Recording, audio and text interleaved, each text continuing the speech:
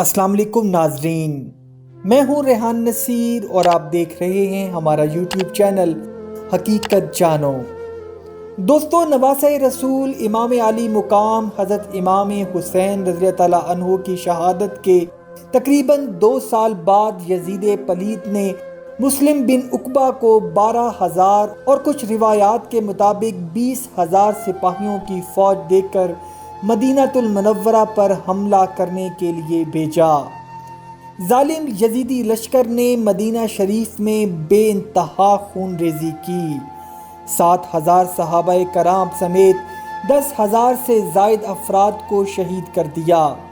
اہل مدینہ کے گھروں کو لوٹ لیا اور انتہائی شرمناک حرکتیں کیں، یہاں تک کہ مسجد نبوی شریف کے ستونوں کے ساتھ گھوڑے باندھے۔ اور پھر یہ فوج مکہ شریف پہنچی اور منجنیق کے ذریعے حرم میں پتھر برسائے گئے اور صحن حرم پتھروں سے بھر گیا۔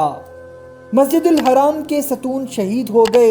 اور کعبۃ اللہ کے غلاف مبارک اور چھت کو بھی آگ لگا دی گئی۔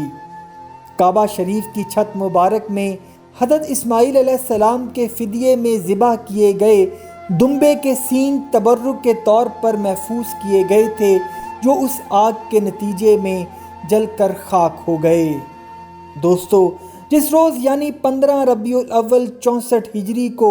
کعبہ شریف کی بے حرمتی کی گئی، اسی دن ملک شام کے شہر حماس میں 39 سال کی عمر میں یزید پلید مر گیا۔ اس بد نصیب نے جس اقتدار کے نشے میں بدمست ہو کر امام علی مقام حضرت امام حسین رضی اللہ تعالیٰ عنہ اور خاندان رسالت کے نہتے پھولوں کو زمین کربلا پر خاک و خون میں تڑپایا، مکے مدینے والوں پر ظلم و ستم کی آندھیاں چلائیں، اس تخت حکومت پر اس کو صرف 3 برس 7 ماہ شیطانیت کرنے کا موقع ملا، اور ملک شام میں جہاں اس کی قبر موجود ہے، اس پتھر کی عبارت پر کوئی دیکھنا بھی گوارا نہیں کرتا، اور اس کی قبر پرندوں کی غلاظت کا ڈھیر بن چکی، اور رسالت کے جن پھولوں کو اس نے محض اقتدار کے لیے نیزے پر چڑھایا، ان کا نام تا قیامت زندہ رہے گا۔ اپنا اور اپنے گھر والوں کا بہت سا خیال رکھیے گا۔ وما علینا الا البلاغ المبین۔